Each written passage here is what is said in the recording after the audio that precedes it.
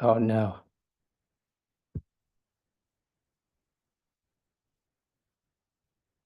Spicka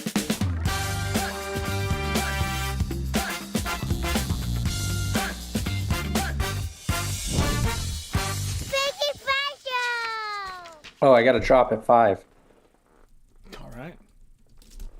Let's drop it at 5 then. Hey, what's up, everybody? Welcome to the Spicka Span Show. Kyle is a floating head right now, right to here. Man, I can't put my hand over here. It's like I disappeared. Look at this. Watch this. Whoop. Whoopa! Hey, you got lots of space right now. Dude, I got tons of space. I tightened it up a little bit. I didn't even move the desk at all.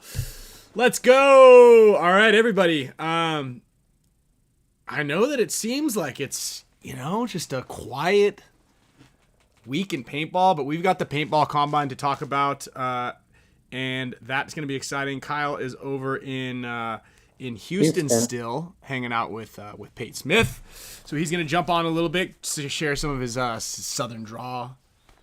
And who knows where the conversation is going to go? You never know out there.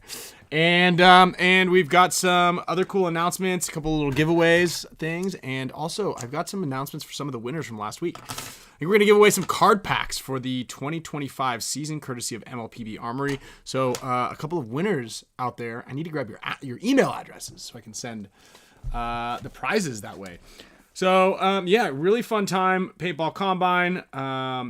So I'm glad everybody's here. This is like one of the biggest showings of youth talent in our sports history. We had 80 total players at the Combine, and 63 of them were U19 and U16 eligible. So that's exciting. Also, we're going to talk a little bit about this upcoming practice that you guys have. I believe, Kyle, you're going to be there. Are you staying straight through? No, I'm coming back tomorrow. So all sorts of cool that, announcements. Meter's in the house. What's up, Meter? How you doing? You on a break from all the shredding? You're like just letting your legs just kind of relax a little bit in between all the videos that you keep sharing and all just the fresh powder everywhere.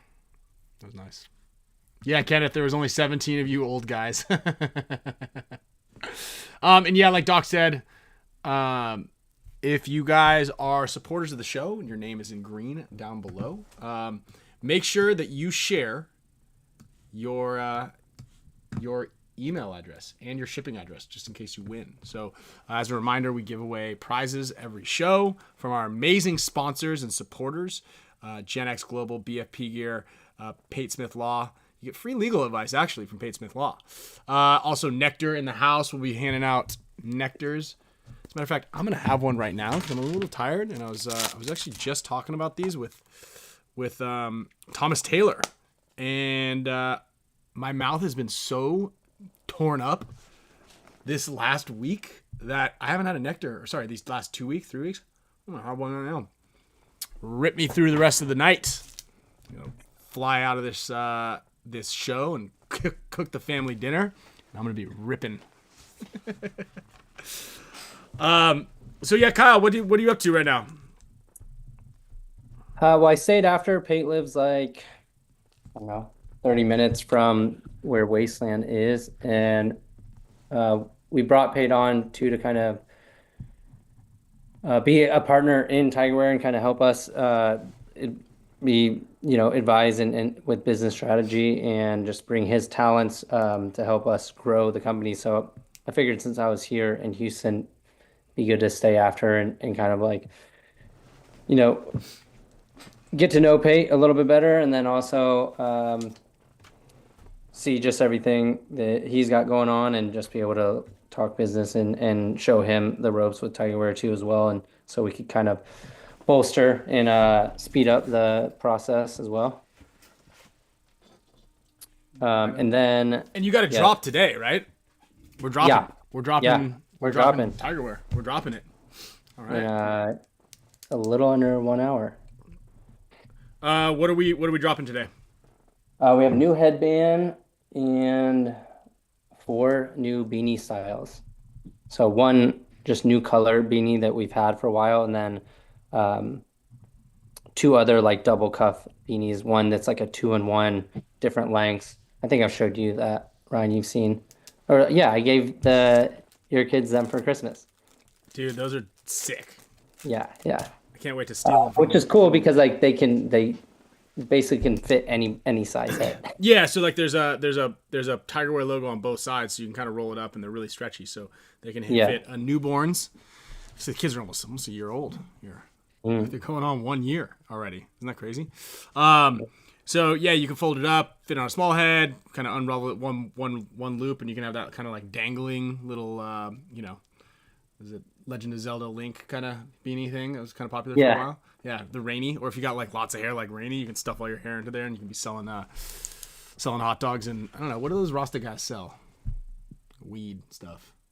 Yeah. No, like they're selling like bracelets and charms. I could see Rainy like putting all his hair inside of like one of those long beanies and like selling charms and stuff like that. Yeah, yeah. On the side of the road, up in Encinitas. So yeah, that's pretty cool. Great. Well, we're gonna make sure that we share all the links in here as you guys come, and then as a reminder, I see Steve Grundy in here. Taco Tuesday every Tuesday down there at the Grundy House in Minnesota. They got Taco Tuesdays, the Tequila Tuesdays, and the Spicka Span Show. What a great evening over at the Grundy House. I'm actually going to be in Annandale Paintball at April 12th and 13th up in Minnesota. So I want to give a big shout out to JT and Steve out there. I'm excited to come back. I took the year off from Minnesota Paintball to make sure the kids were cared for. And then I'm back. I'm coming back April 12th and 13th. We're going to announce that a little bit more and send some details. But we got a cool concepts going out there, team practice and big clinic out there. Also, as a reminder to everybody, big thanks to all of the show supporters. If your name is in green, you get the cool air horns. I see you, Mr. William Gups, with the air horns. You get the emojis unlocked. You support the channel. You put your name on the wheel of names to get some possible cool prizes. We got Chris Sawtell and Doc as admins of the page. So if you Chris, if you guys see anybody acting out of line, let them have it.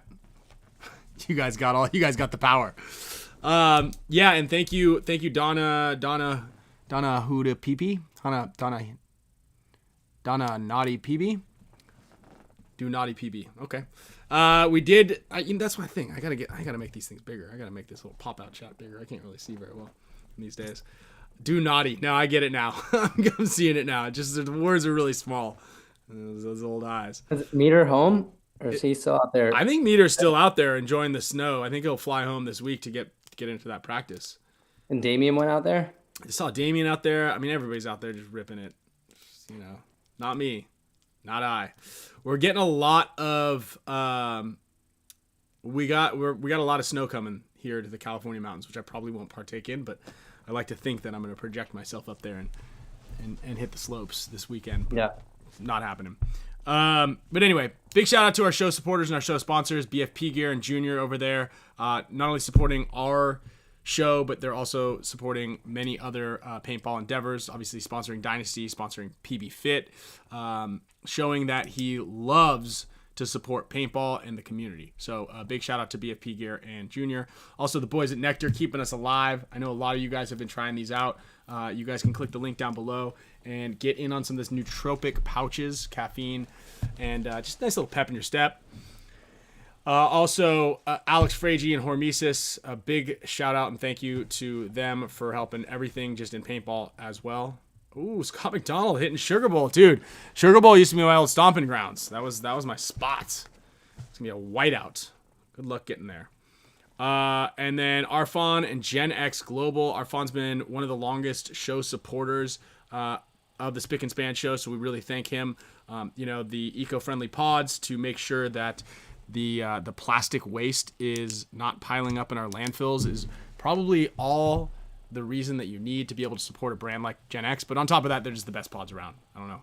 It just doesn't make any sense to have any confusing nonsense pods in your pack, aside from the Gen X Global ones. Those are absolutely, and they're crushing on social media. If you don't get, it doesn't get any better, I don't think, in paintball right now than Gen X. You see, they have a Valentine's Day special. You get chocolates in the pods. So if you have a loved one, special someone, go on to Gen X. Click the link down below. Get them a pod. And then, of course, Mr. Pate Smith supporting a lot of paintball players out there. Move of the event, move of the prelims. Those are all really big prize packages for paintball players that otherwise usually wouldn't get an opportunity to really make much unless you're Alex Goldman from paintball, unless you play on the Russian Legion.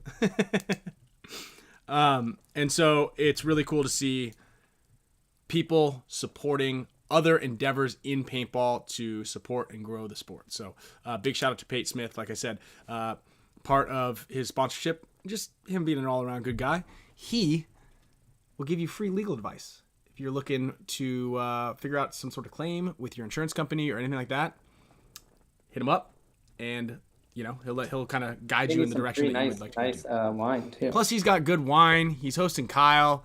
He's got a nice wine glass. He just right before the show, he gave Kyle 2 glasses of water. Yeah. I thought maybe one was for him, but Kyle's drinking out of both of them. Look at that. Me, I only get 1 glass of water. Glass of wine. It's wine night every night in the Ninos family also. Yeah, that's what I miss the most about the cabin. Good friends, good wine. Just Penelope. It's just, man, what a bummer. But yes, let's hit a mammoth trip. Could probably go up this weekend and sneak away. Doubtful. No practice. We do not have practice. So yeah, let's talk about this. No coaching. Let's talk about this practice that you guys have scheduled here at the Giant Party Sports in Dallas, right? Yeah. So what is it exactly? I saw that there's going to be a meet and greet with the pros, so obviously it's not going to be a secret, but it'll be a pretty cool activity for people to go. Yeah, I mean, I guess they're testing a new format, and it's going to be us, X Factor, Houston Heat, and Edmonton Impact. So a lot of big name teams all coming out for this 2-day practice to test out the new format, which I think I'm not totally sure what it's going to be, but okay. I feel like we roughly have an idea, but not sure. Yeah, so I think there's a couple of different formats that you guys are going to be practicing. So there'll be a 4-man rotation or 4-team rotation out there at Giant Party Sports. So if you guys are in the Dallas area or in the Texas area at all, it's definitely going to be a really cool opportunity for a lot of you to go out there and watch some of the pros, meet some of the pros. No, he doesn't sound very excited, does he? No, he just doesn't. There hasn't been a lot shared with what the format is actually going to be.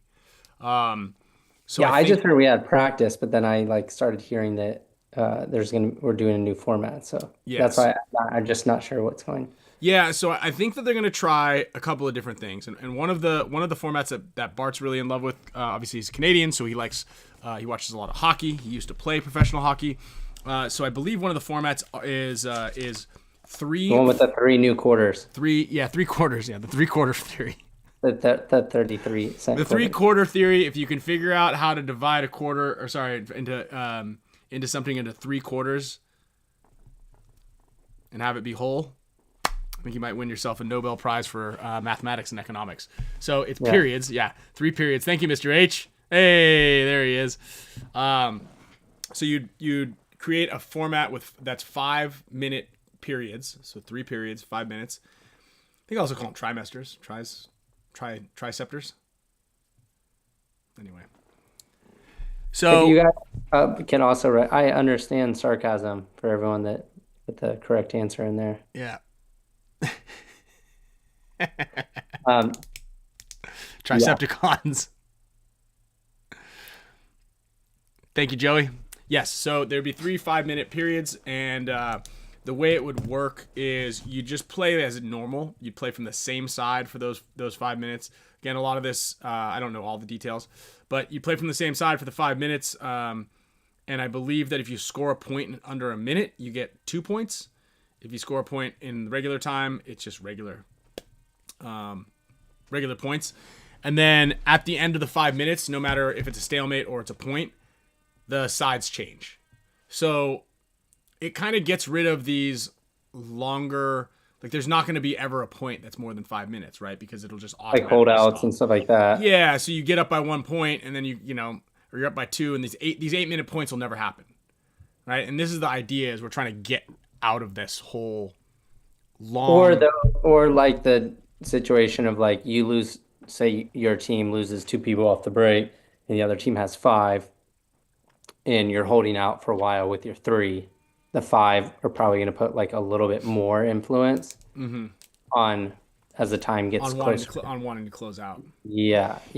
And I think what's really cool about that concept as well is you're able to score basically bonus points if you do it in under a specific amount of time. So with that being said, you kind of can put together these packages that like you try to win fast, but what's really important and like what's kind of neat about the concept is like the strategy involved is, all right, let's all just send it, right? Imagine we all just send it and we try to score a really, really quick point. If we don't win that point and the other team does, then they get the 2, right? So you kind of want to like send it with a couple of guys and not try too hard on that. And so that was one concept that they had. It was, I think I kind of like it. I like the idea that there's not going to be any really, really like long points. I do love the idea that, you could be down by a couple points and then just quickly come back.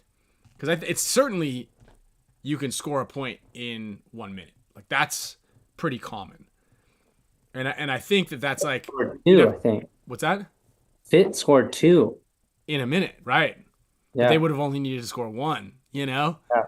But it also is like there's something about the 20-second point. I wonder if there's statistics that show. Yeah, this guy in here. Oh, let's get him in here. I wonder if there's statistics that show how or if, right? Points are scored faster. Like what's the sweet spot? This is kind of what I'm getting at, right? Does that make sense? Yeah. Like what's the sweet spot on that scoring potential? I also wonder like if that, I mean we'll test it out obviously this weekend if that's exactly how we're gonna play it, but like in those 5-minute points, if it somehow turns into like that everyone is just protecting like their 1 point, or it's if it doesn't go fast, if it right. I don't know how to like conceptualize this, but like if it's 1-0 in the first and then the game ends at like 3 or 4 points played, because people are more so thinking of like these 5-minute periods as like a point. I think the first period will be you're gonna have like once a point scored, you're gonna have like a cost benefit analysis during the second point. Yeah. And so if you get down bodies, you're gonna probably drag the point slightly to try to go and get new bodies at the second period. And because what you don't want to do is, okay, we're down bodies, there's only 1 minute and 30 seconds left where 3-on-5, can we drag this 3-on-5 out for 1 minute and 30 seconds? Because what we don't want to do is then go down 2-0 and then have 40 seconds or 20 seconds left and, just where we could potentially drag this thing out and then start with new bodies at 5-on-5. Mm-hmm. I'd be interested to kind of see and get like a idea of like a bunch of just kind of write them down or just to talk them over, because I've talked to a bunch of different formats. I certainly think Scott, I definitely think it'd be a great idea if they tested the M format, the M400, the M500, and we've talked about it. We've talked about it in the past, and I just, from what I understand, is you consume the same amount of paint, right? Because the average customer, the average consumer, and this is kind of the economics of the 3 pods or 2 pods or 4 pods, the time, there's not need like there's more points scored, because we've done it in Europe. You don't score more points because there's less paint. It's just when you get low on paint, everybody moves slower. And then as far as from a consumption standpoint, you as the consumer, right, thinking I'm going to shoot less paint, when you're practicing, you kind of still buy your case of paint or your 2 cases of paint. You're going to shoot your 2 cases of paint for the weekend, whether you're going to shoot it at 10 balls a second, unlimited paint, or you're going to shoot it at 2 pods, limited paint. So I think they've done a kind of an economics thing, and everybody ends up just kind of consuming the same amount of paint. Time wise, it goes the same. Score wise is pretty much identical. There's not it's all about the field layout. Now, the concept of adding bigger points or point bonuses, I think, is a big one that is kind of a not very well tested theory yet, that I think brings a little bit more of a dynamic to the game. And I did talk to Jason Trojan about other ways that they're going to they were thinking about it. It's funny. I proposed these offensive defensive things before, but I feel like people don't listen. But Jason proposed this offense and defense concept where it's 5 minutes or 3 minutes or whatever the certain time is. You're on offense the entire time. So you're just trying to score over and over and over and over again for, let's call it 3 to 5 minutes, whatever the allotted times, whether we're doing quarters, periods, whatever it is. What do you think about that? Having a team always on offense and a team always on defense, and then you switch. That would be hella entertaining. I kind of like that. So I almost like it better than the quarters. I mean, I don't know. I'll have a better idea after this weekend, but So if you're on offense, you can't lose a point. Well, I believe so. Now, I proposed that you would lose the point if time expired and you have players on the field. And that was only in my concept of the game. So basically, if we're doing, let's say we're doing 4 5-minute quarters, because you couldn't do this in a periods kind of thing, because unless you somehow the time just doesn't make sense, right? We need to figure out time.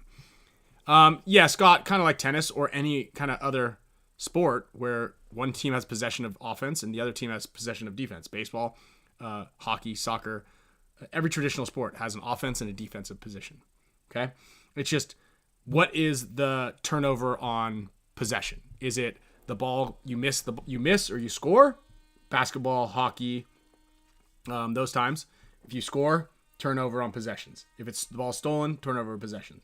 If you miss and someone rebounds it, turnover on possession. Football, 4 downs. You get 4 opportunities to score. And if you do, it changes over. If you don't, it changes over. I love that concept. It would be really cool to add, if you're on defense and you hit the buzzer while the other team, the offensive team, has players alive, it automatically switches. They're off offense. Yeah. It either automatically switches or it switches and you get a point, right? So you basically would say it's 2 points for every score. If defense scores, it's 1 point, or vice versa, right? That was my concept, right? Was you get 4 attempts. And the reason I like it, rather than just having you get 5 minutes and you're on offense all 5 minutes, is because you're just throwing these offensive packages together and nothing matters. It doesn't matter whether you score or not. You just got to try. You got to score once or something like that. As long as the other team doesn't hit your buzzer. As long as the other team doesn't hit your buzzer with bodies alive, right? So you have to have a level of field awareness. Well, I like the football concept of you've got X amount of attempts to score, right? So you might be conservative with a little run play on the first one. You might be conservative with on the second one. You might start turning it up on 3 or 4 with oh shit, I got to do this. Or maybe you send it with complete disregard to anything on the first one, and then the second or third. But the idea is it allows the commentators to understand how much, what level of pressure they're under, versus I've got 5 minutes, I'm going to send it haphazardly until I score or I don't. You don't know how many attempts they're going to have. You don't know how many opportunities they're going to have. I mean, I like it because you can just essentially do it every single time until you score. Obviously, if this happens, Yaya has to come out of retirement. He has to come out of retirement. Fastest, best offensive player of all time. Love that. I think that if this format that they're testing out is in fact the way that we think it is, with 5-minute periods, I kind of feel like it's actually going to slow things down. The first 2 it will, and the last one will be pure chaos. Yeah, I think you're onto something there. I think that's kind of right. There's probably going to be a big amount. You don't think about it. Yeah. You don't think about it in a matter of okay, let's just say it's the same amount of time, well, it is. If a pro match is 15 minutes, but we're going to break it down into 3 periods, you're not really thinking about it as like you have 15 minutes, so that's a lot of time. You're thinking it more of like, well, we have 5 minutes. Like, let's not fuck this Yes. first one up. So I think people would play a little bit more timid. That first point is going to be big. Yeah, they would definitely set the tone. But at the same time, the good thing about that concept is that it will never go over 5 minutes. So this whole like, there's been 15-minute points before. That is absolutely bonkers. That should never be allowed to happen. Because the strategy is like everybody just doesn't care, right? They're like, well, dude, just not mess up. And then I know they're not going to attack. I'm not going to attack. Let's just chill here. Or like, especially when I think that like there should be any like. So I get what you're saying. I don't know if there should be like any. That's tough.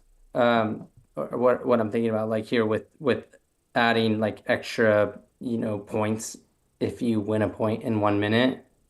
Well, because it increases the excitement. And let's talk to B Gravy and his question. I don't understand this push to change the formats. So here's the reason, right? And here's the thought process behind changing the format. When you're watching a game, or let's say an outside sponsor is trying to figure this out, or there's like not a whole lot of rhyme or reason. Like you can't really figure it out. And nobody likes to watch, whether it's the Super Bowl or it's paintball or it's whatever. Doesn't matter. A defensive, slow-moving game. People hate it. Very few people, rather, like and appreciate 2 really good defenses. The majority of people love 2 high-powered offenses. That's where the ratings are. That's what it is. You don't like Floyd Mayweather isn't fun to watch. He's just very strategic. You want to see the people beat the shit out of each other on both ends. You love defensive plays and highlights, but very few people. Everybody always says, that was a crappy Super Bowl. The score was like 3-0. Good kick. You don't want to watch that. It's like, this is boring. I want to see huge connections, big power moves. I want to see people getting bunkered. I want to see flying over the bunker. I want to see PB Fit come from a 2-point deficit and hit the buzzer with 1 second on the clock. That's exciting. So we need to try to make it like defense if you're on defense and you catch a ball out of the air and it doesn't break in your hand. Yeah, there you go. Well, no, but that's the thing. It's like, no, people like great defensive plays. We just don't want everybody to have great defensive plays. Okay, think of was it X Factor and Impact that had the like stalemate? I mean, there's been a lot of them. Damage is notorious for having really long stalemating points. It was X Factor Damage where it was like a 1-0. That happened, I think, to us. Something to us at World Cup. It was in MAO, I think, maybe this year. Last year. Impact and X Factor had a really long game at World Cup last year. But like, think if you were in the stands and you went just on that Saturday to watch, and you're like, Impact and X Factor, whoever it was, and you're like, this is gonna be awesome. And you watch like, I don't know, 11 minutes, and the only action was at the end where TJ Danner just started shooting his gun randomly. Like, bro, that sucks. If you're that kid. Yeah. Like, you took off that day. You're going to see like this match, and it's just a bust. Yeah, I like Coach Beard. That's another concept. Is like, what are you saying? Bring back the center flag with points attached to it. Every time that I have a conversation with Trozen, I always point back to the COVID times when they were doing that one-on-one. Like, played it a bunch. Cena put it on. Go Sports put it on. Mark Johnson played it a bunch, but there was like the shootout. Yeah, they were like smoke screens and flares and all sorts of cool like pomp and circumstance. It was like American Gladiator. And look, the reason rule changes and format changes are one and the same, right? Like we are spinning our wheels, but we're spinning our wheels to try to find the best concepts, right? Okay, and this is actually a really good step in the right direction because generally the NXL will just fire it off and be like, well, hopefully this works. We'll test it out this year. That's what the PSP used to do, at least, especially, But the He's focus that really good firing system, the True Semi that worked so well. Oh yeah, remember that? A ton. That was Kyle's favorite era in paintball. True Semi.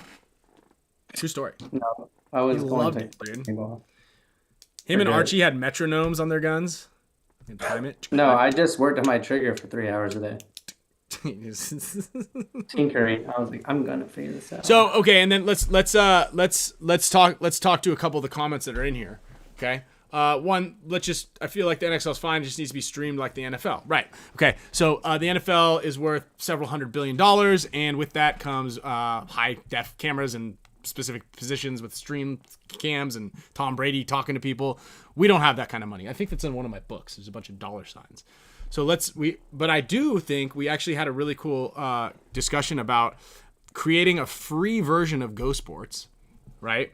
That just didn't have as large of a budget. So imagine you could tap into maybe another host talking. You don't get Matty Marshall, but you get another host kind of like. Or maybe it's just like a landscape view of the field. Exactly, and you only get access to one or two of the cameras, like one wide angle camera, and you could see what's happening. If you want to watch the better version, then you got to pay. You got to go. It's behind the paywall. If you want all the content, you got to go behind the paywall. I still think like being able to switch through camera views Yeah. would be dope. If you're you being the producer, that's essentially The owner, the like person that is on Go Sports. Well, like every camera has a feed, and you have the ability. That would be you. Yes. 1 through 5. So yeah, that would mean that you would be. It would be you're the producer of the show. So the producer of the show is the one who says camera 1, camera 3, camera. Yeah, but 5. you're not the producer of the show. No, you You're would just- be. You would act as of the your producer. own show, though. Of You your like own- make it, yeah. So okay. Anyway, we're talking about the same thing. I was just yes, that's right. So you would you would log in and you'd be the producer of your own show. Yes. So you get to choose your own camera angles. We're talking about the same thing. Like the old Goosebumps book. Choose your own adventure. I love those books because I could be done. My mom would be like, "All right, you got to read a book." I'm like, "Done." Should I jump off the cliff or avoid the cliff? Jump off. All right, Mom, I'm done with my book. There's I'm a going ghost back in this outside. room. Walk in or go to another room. Yeah. Sounds like there's something spooky. Oh, you died. Well, Mom, looks that. I'm done reading my books. Go back to page so and so if you want to keep continue. I thought Netflix was super, super creative making the choose your own adventure shows. I never watched that. Yeah. You never dude. watched any of them? No. Wow. Dude, that was like, man, that is wild. We should rip one with the twins before bedtime. They love a choose your own adventure. Yeah, dude. there's a choose your own adventure spirit. You watch that with the kids? I'm a big spirit guy. Yeah, me too. I've seen them all. Is that with a horse? Oh, yeah. Yeah, you know it. Kyle knows. Riding free, baby. Yeah, riding free. I think Matt Damon voiced the first spirit. Dude, on Sunday night when I left with Pate and you guys head to the airport, we went out to eat with his wife and kids, and they were just cooking him in the car ride home, just roasting him. My kids roast me. Like, I'll just say this. As hard as I roast the rest of the world, I get it 90 times back. They were like, Dad, what did they say? When you snore, you sound like a... You sound like a 9-year-old that has breathing issues. Just wheezing. Then they did an impression of me, and Kyle was rolling. Oh, can we get them on at the end to do an impression of you, Yeah. please? Yeah. But yeah, then there's the idea of less bunkers, more action, or maybe you just don't make it to the spots as easily. There's a lot of ideas, but I think we're headed in the right direction by testing them out.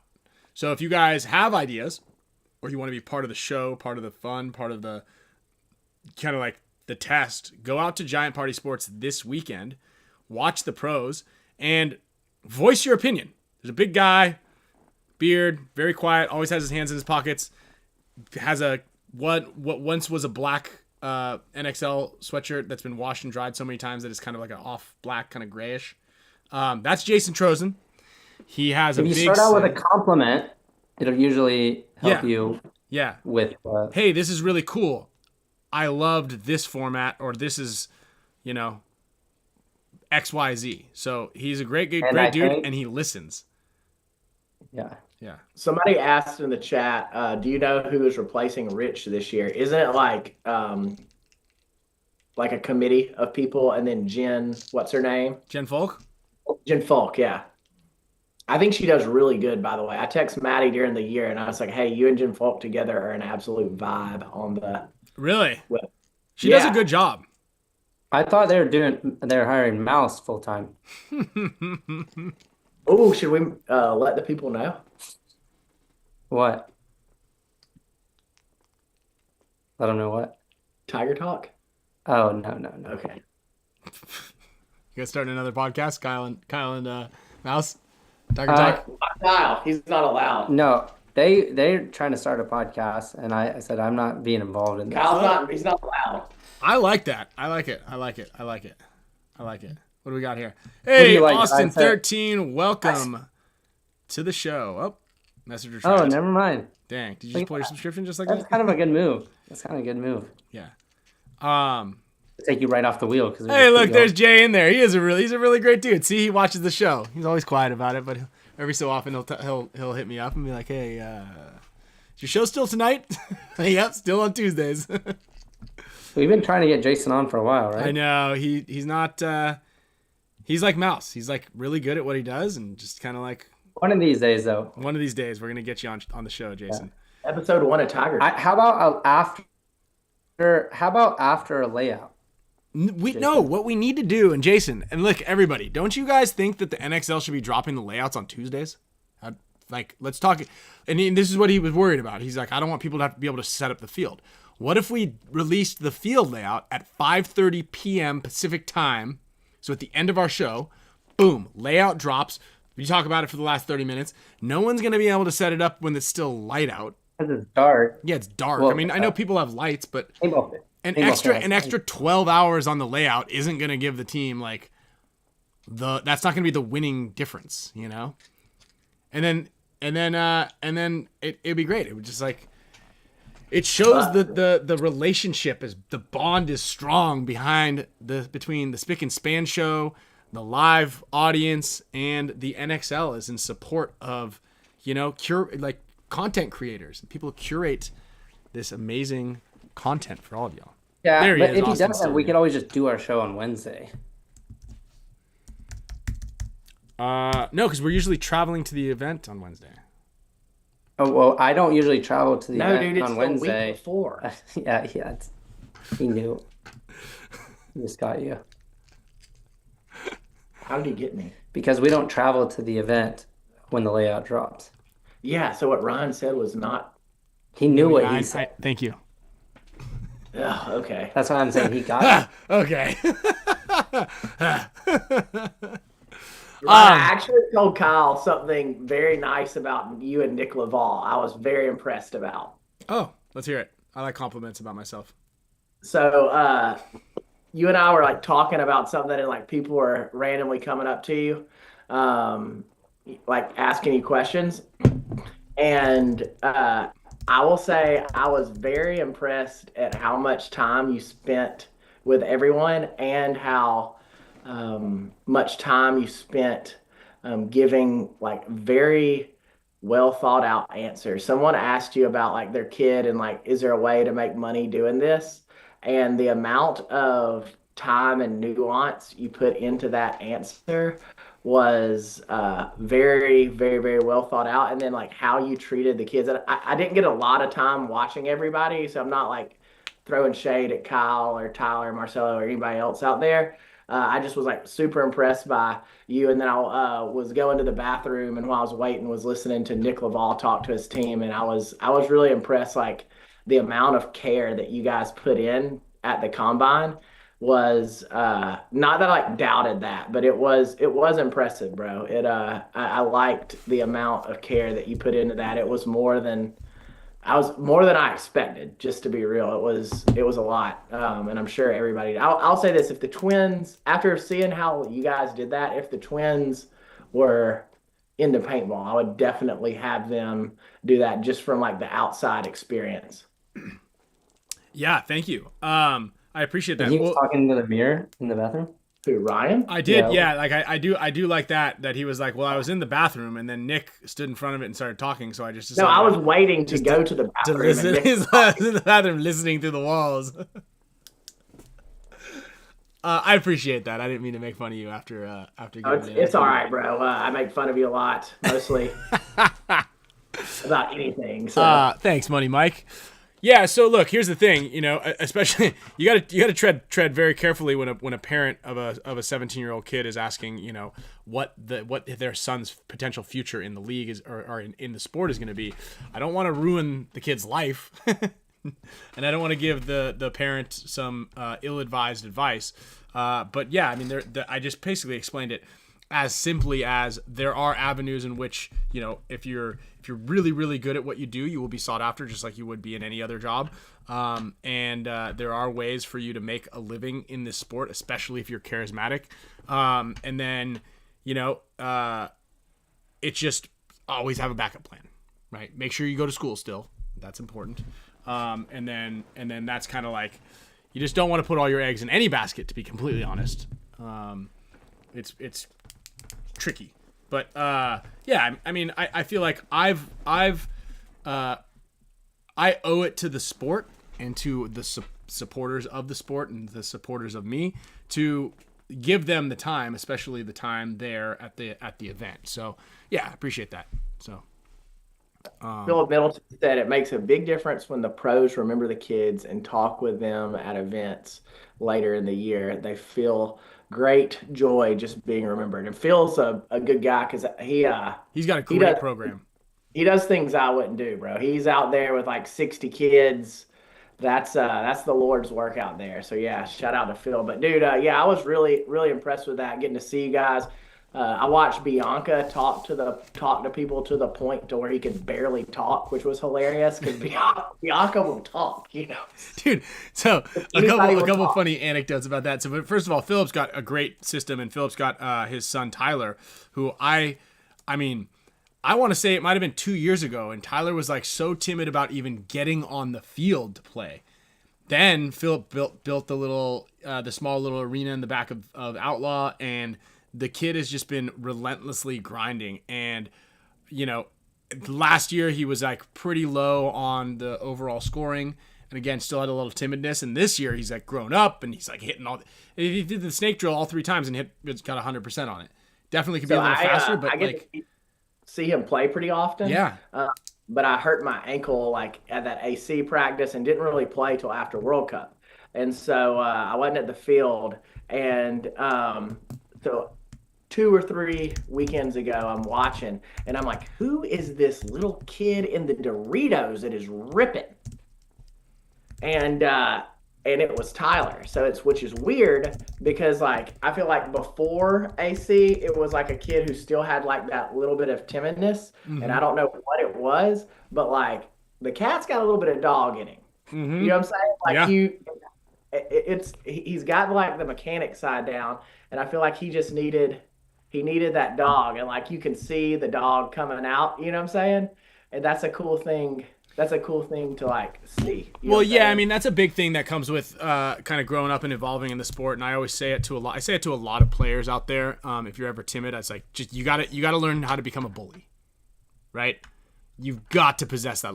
Oliver is a bully on the field, and that's what made Oliver one of the many things that made Oliver so good is he's just a bully. He's the guys that overwhelm you with their guns, and Mouse is a bully, right? There's a ton of players out there that you could be just so much better if you were just and I don't want you to it doesn't mean bonus balling guys or overshooting people or bunkering You're kids. just applying pressure. It's applying pressure, right? It's So what are you? What am I? I can be a bully on the field. I don't think you are. I think you're more I'm deception, trickery. I was gonna say careful and calculated. I would say. I'll lure you in like a black widow. Like a black widow. I don't know if black widows lure people in. You're like one of those fish with the big fish with the ugly mouths. They have an invisible web. They have the little light on the end of it. You're like that snake that has the tail. You're not really a snake though. No. A rattlesnake? No, no. Have you seen the snake that has a tail that looks like a spider? Oh, that hypnotizes you. That's a cobra. No, there's a snake that has a tail. I thought most of them looks like a spider. I've never seen a snake without a tail. Yeah. Well, the snake is technically a long You tail. thinking of a scorpion? Snake is an entire tail. It's actually, it's like a head and a tail. It dangles the thing out. Yeah, anglerfish. Yeah, a little anglerfish. That's what I said originally, like the one with the big ugly. But you're not like that ugly. But like Dude, if you you said were snake uglier, with like if you had a bigger grill, you'd be like that tooth with the thing. The spider tail viper. Look that up. I think he made that up. Doc might have made that up, but I'm into it, and I don't Lacey's got believe it. that's a thing. You guys need to watch the video. You two just really quickly watch the video while I answer a couple of these questions. Answer it. The questions. Our ABJ says I'm a bully. In a good way, though. In a good way. Oh, there we go, Scott. I appreciate the videos and our first experience in SoCal from 63rd to 9th overall. You're around doing stuff. A spider on its tail? Yeah, I think this is AI. No, Kind of look. no, watching it, and the bird comes and tries to eat it. I mean, this This is a deep fake. it's got a spider on its tail. Hey, I want to answer before we jump into the combine. I want to answer one of the questions above, talking about 7-man and why paintball seemed like it was in its heyday back in the 7-man. Here it was. Chris L. Just bring back 7-man semi-auto. Nope, that wasn't it. I feel like paintball was at its highest point. So someone else mentioned something about 7-man, and I can't quite find the comment. But oh yeah, why did MPPL seem so much bigger than NXL? What was the format better, or just more money involved? So it's a little bit of depends on how you look at it. The format is it's a subjective look at it. Did you like it more or did you not? Basically, time is money is as relevant as it can be, as the statement can be in paintball, right? So with that, I mean, the more time it takes to play a game or a match, the more money it costs, because if you have an efficiently run concept, so 7-man is very efficient, right? You can be on schedule and you can pack a lot more teams into the same amount of time. So if you have more teams and more people paying the same amount of money, but you can put an extra 20% onto the field during daylight hours, you're making more money. If you're making more money, ideally it is going back into the players in the form of prize money or whatever. So technically, it's an efficiency problem. The NXL is not efficient. The format that we play is not efficient. It takes too much time to process teams on and off the field. So that's why it seemed like the format was better. There were more people playing it, and there was more money involved. Prize money was bigger. Sponsorship was bigger. And again, you needed a similar size roster, 8 to 9 guys. So the roster stayed the same, but you were not on the field as long. The eight prelim matches that I played, or games that I played, didn't hold a candle to the 4 matches that I played from an economic standpoint or a time standpoint. I miss being able to like play X-ball, but then have those 4 or 5 weekends a year. Is Ryan talking? No. Did we? No, I accidentally. Oh, sorry, Kyle. Kyle's got a side gig. No, going I was on. just moving. I have like the. He was still watching. He's still trying to figure out this spider viper. Yeah, I was like, whoa, what's going? I feel like we were in Inception. But I miss like having the 4 or 5 weekends a year where you can play events like PSP or NXL, but then also being able to like be at home, have like a weekend where you could like watch NPPL. That was kind of cool being hurt because I had those 3 tournaments. It was like people came over to the house on Saturday. We grilled out. We watched paint. You know what I'm saying? Like, I don't know. Like that was cool when we had NPPL going. Well, yeah. So I like how you put that. So I was playing both of them. So there was no like home and relax. I think. Yeah, dude, that's your mistake, bro. You missed all the good years where you could like do one and not do the other. Hang out, grill out. No, that was great. I got to do it all. Hang out and grill out. I love it. I'm stoked that you're such a fan. That's tight. I mean, like the best time is like when college football is on a Saturday on one TV, and you have paintball on happening on the other, and you could like wager on both now. What? Like, I just like that you have 2 TVs that you could watch at the same time. That is next level. Yeah. One's inside. Sick, Kyle. Sick. You're just. Whoa, Tigerware drop in 10 minutes. Yeah, Tigerware drop in 10 minutes. You want to keep making fun of me that I had alarm? Because did you remember? Yeah, dude, I did. Yes, I've been watching your the clock in the top He was right. about to give you shit for having your phone on during the show. I will say, Pate did put me on some game of. He was like, "Do you like?" He's like, "Check out this trigger that's on." And don't say the name. 'Cause I'm not we're gonna say allowed the to name. But he's like, "Check this thing out," and actually, it did. It was pretty sweet, and I was like, I think I might even order this. Dude, I Which don't- might be one of the first paintball products. I don't buy an accessory for a paintball gun, but this thing, after I tried it on somebody else's, I was like, all right, you've got my money. Okay. All right. Cool. We got a non-endorsed trigger without a name. So okay, I'm into it. I was gonna say it, but they don't. I'll tell you this. I like the Force this weekend. I'm gonna see what it does. You did say that. You did say I got a new trigger coming out for the Force. You should consult me on it so you can make it like the other trigger. Hey Ryan, for our member channel, is it easy for you just to throw in really quick the password before I make it live? Dude, yeah, let's do that. Or, Let me put in. Hold on, let me go to here. Yeah. So what we're gonna do is, for all members, if you're a member of the show, we're gonna go ahead and put it in. You want to text it to me? yeah, I'll text it to you right now. Yeah. We are live right here. So, if you are, here's another great part of this. Membership, shorts live. Wait a minute. I don't know where the community center section is. Posts. All right, so I'm going to put to all members.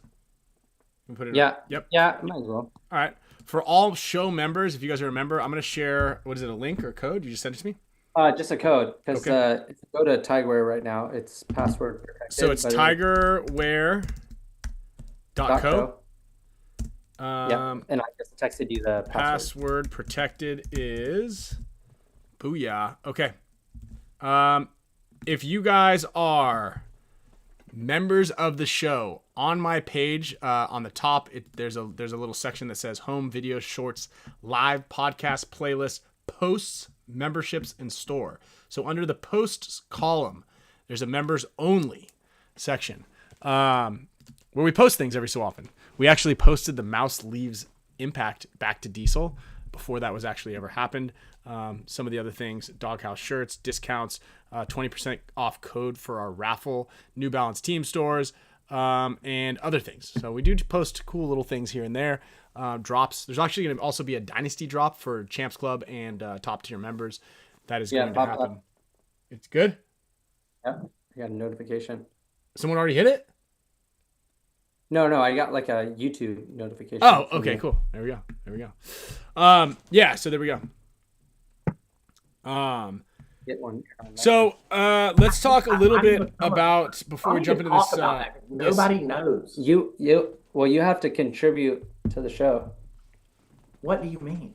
Like you have to support the show. Yeah, you're not even a member of the show. I subscribe, dude. It was Listen, a joke. It's a joke. You're It's okay. our Don't. sponsor. You're a sponsor. So the guys. Hey, Scott McDonald, if you want the code now, you can just click the join button. Member. It's like $3 a month. It's down like when you're looking at. So what are you guys drinking, by the way? Kind of. That wine that we got you for, what was it? Was it his birthday? Oh yeah. 21 to move the event. Oh yeah, the Justin. Yeah. That sounds good. Yeah, just everyday bottle of Justin over here ripping What's it. the other one you got there? This is that one. Josh Reserve. It's like similar price to the Justin. Josh and Justin, both Yeah. terrific fellas. We're actually having some tequila later called Juan. No, that's probably Carl. Josh, drink, Justin, and Carl. Josh, Justin, and Carl. Only drink things with Jay.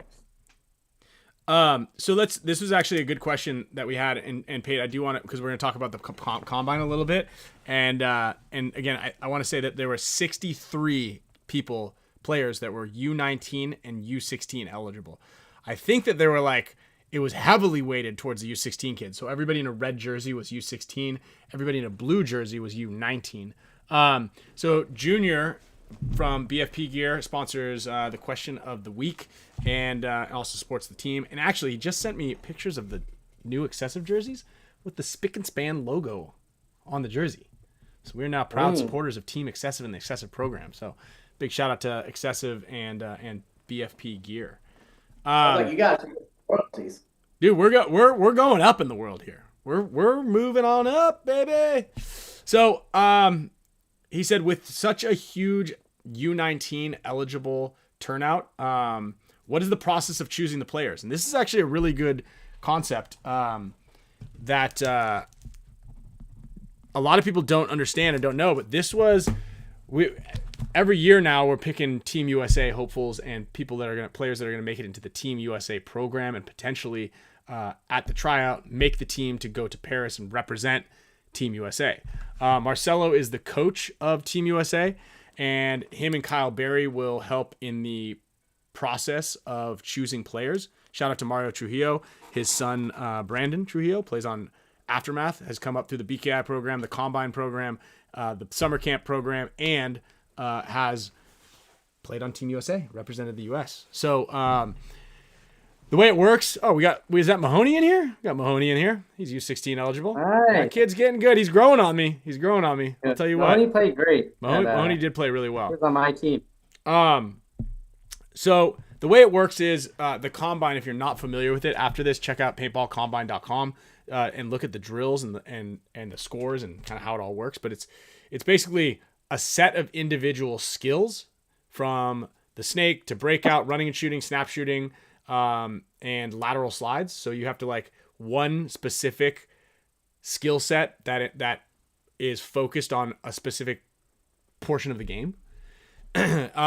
So kids have, all winter from World Cup or as long as they'd like to practice these drills and familiarize themselves. And then, then they come out here and they showcase their skills. So everybody gets about 2 to 3 reps of each drill to show their best version of themselves. And we keep score, and you're deducted based on, anytime you miss the target, you hit a target and then how fast you go. And then any kind of, nuances in your game that are inefficiencies or poor mechanics or body position, body movements. So the way we do it is everybody gets graded. I think the overall winner was a kid named Owen Pinch out there. Actually, I should have grabbed the scores from everybody. But Owen Pinch took overall the first place, and then we create teams based on your ranking. Let me see if it's on paintballcombine.com real quick. The stats? Yeah, I doubt that they put. So look that up. Oh, 2024 Texas Doing scores. that, I'll open up the Tigerware site here. Oh, the Tigerware store is So almost everyone open. that's in here gets like maybe a little bit of head start, even if you're not a member. Hit them. Get like a 2-minute head start. Player results. It looks like we also. Oh, have this is some 2024. Never mind. right now. What'd you say? Overall? Yeah, there's some headbands. Yeah, there's a sale. couple on. My the headband that's like my second favorite that I wear is on sale. My second favorite. So yeah, anyway, once you're scored and you are ranked, then what ends up happening is we're put onto teams, right? So, it just snakes across 1, 2, 3, 4, 5, 6, 7, 8, 9, 10, blah, blah, blah, blah, blah. And you end up on a team, and we are your coaches. So I coached a bunch of the kids. I think Emil was the second place overall scoring player. And we play in an X-ball format. So we play 3 matches, race to 4. And during that time, Marcelo is in the tower kind of watching every player. He knows who's who because you're wearing a blue jersey, you're eligible for 19s. And if you're wearing a red jersey, you're eligible for 16. What's that? Supervising. And he's also supervising. He's the head supervisor. And then notes are taken. And then we kind of all convene at the end and we kind of give a little analysis on each of our eligible players, and then we also write a report on each player. So I've submitted a report to all of my players based on your teamwork, your survivability, your gunfighting skills, following game plans, all this stuff. Oh, we're live, right? Tigerware? Live. Tigerware.com. Let's go. Yeah. .co, no M. .co. Is there no more password protection? Nope, I took it off. Oh, let's take it off. Whoops. No password. There we go. Yeah, so that's kind of how the process goes, and it's not super simple. That's for sure. There's a lot that goes into it. There are 5 scoring metrics that will even get you kind of on the list. Obviously, if you score poorly in everything and you just missed every target for whatever reason because you're really nervous or whatever it might be. Kenneth Wilcox, high speed, high drag, baby, 40th in snake drill as an old fat guy. And then also, like, because again, we take a lot into consideration. If we're like, oh, this kid, hit all the targets, but why was he so slow? All right, he's 11 years old. He's obviously not going to be as fast as this other kid who's a full-grown adult, pretty much. So there's a lot of things that we take into consideration when we're grading them. But then, so that way, what ends up happening is we'll watch them be able to play. So if you don't show up the first day, you better show up the second day. And then if you show up the first day on the skill sides, you better still play really well. And, if you're overall of Owen Pinch knocked it out of the park across the board, and then the next day in the tournament side of things, he was like struggling a little bit, we'd be like, okay, well, I think there's a lot of potential. And yes, Jeff, that is Pate behind Kyle. I don't know why. You guys move? Did we move? Yeah. What's happening? What's happening? What's happening with you? You will not see us? No, they can see us. Oh. You like snuck behind Kyle or something when you filled up your wine. Oh. Well, let me make you guys bigger. There we go. And so, yeah, to answer Junior from BFP Gear's question, that's kind of the process. And, there's a handful of guys who get automatic invites to the... Oh, Philip just sent me the overall sheets. There are a couple players who get automatic invites back. So like Colton Dahl, who's made the team every single year, he doesn't need to come to the Combine again. Okay. But he does still need to come and try out. Right. So there's some guys who get and Nathan Ariano, who already has showed up at the Combine twice and made Team USA and won with Team USA, will get an invite to the Combine. And so there's a couple guys still that came, I'd be interested to see, though, and I know that I know Keegan's in here, and there's a couple other people who are in here who are at the Combine. How did you guys feel the Combine went? What did you think of the overall atmosphere and scoring it? Pate, you said, I know you were doing a Mexican standoff with somebody for most of Sunday, which is why you ended up looking like a mad scientist when I saw you. I mean... Sometimes it goes down. I'm glad you weren't over there because we do not take well to people that are soft in Texas. Dang. Oh, they only like bullies over there, it sounds like. Yeah. Trump's in office. Scorpion, spider, snake tail, vipers. Coming for them. Oh, here we go. Philip took a picture of it. Okay. So let's see here. Oof. All right. So Pinch won. Didn't do great in the snake drill. He did win the run and gun. Next up was Tava. Oof. Tava what? Tava not going to work here anymore. Maybe that's Emil Tava Lapur. I guess. Did really well in the snake drill. Didn't do great in the lateral slides. Snap shooting second place. Run and gun. And breakout second place. So it's really cool, concept, the breakout drill. Miles Muscolario took overall 6th. Shout out. Sorry, keep going. No, go ahead. Shout out to Nick SLOWIAK and Kyle Berry for putting in overtime on Saturday to make sure everything was calculated correctly. Yeah. Another reason to pay attention to the rules, read the rule book. So yeah, I mean, it was a really cool concept, and they're gonna share the scores at the end. Oh, what's actually crazy? So I guess I must have gotten last pick because Jacob Snyder, who was on my team, took dead last, and that was the kid that was in the snake, bunkering and shooting everybody.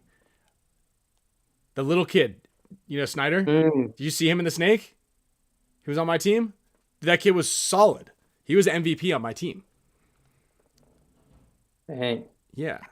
So that's actually interesting. Yeah. And again, like one of the reasons that he didn't do incredibly well is he was 11 years old. So like for him to do the lateral slide and the snake drill, he was accurate. His gun was a little long for him, but he was hitting his targets. He was just extremely slow because his legs were this long. You know, You're 11. Yeah, he's I mean, 11, it's so he wasn't. You know, but I'm very excited to see him and his brother. And what I loved about them is when I met them on Thursday night, they're fearless, dude. This kid was getting into the snake, crawling into the snake 3 or snake 4, bunkering guys out. He walked out, and I think one of the kids accidentally was shooting down the wire, and the kid he walks out, gets shot right in the back of the head by like 3 feet away. Kind of like comes off and is like, ah, and I'm like, you good? And he's like, yeah, I'm good. I'm like, dude, I'd be like, still trying to figure out how to get outside of the net at this point. I'm seeing stars. Soft. I'm soft. That's it. I am, dude. Listen, I'm not gonna lie. Like, Bro, paintball I'm doesn't bother me at all. soft. But dude, Yeah. I'm not trying to sleep on the ground. I'm not trying to be uncomfortable. Like, I am soft, and it's okay. You know what I mean? Dude, I can sneeze and have to go to physical therapy. It's all right. Oh, I thought you were gonna say I'd have to change your underwear. Maybe. Who knows? It's a roll of the dice. Roll of the dice. I like how we did this drop, and then a bunch of people, 2 people bought a headband that's been up there for like a year. 2 of them. Well, that's Yeah, the great thing about doing a drop and announcing it is a lot of people are new to the site, right? Yoshi and I talked about it today. We had we launched a bunch of new colors on the Dynasty site for Forces, a couple of signature series. We have the Dragon Forces that are out, and then we finally relaunched like the Dragon Scale barrel tips for Aculock and the Flame barrel backs for the Aculock kits.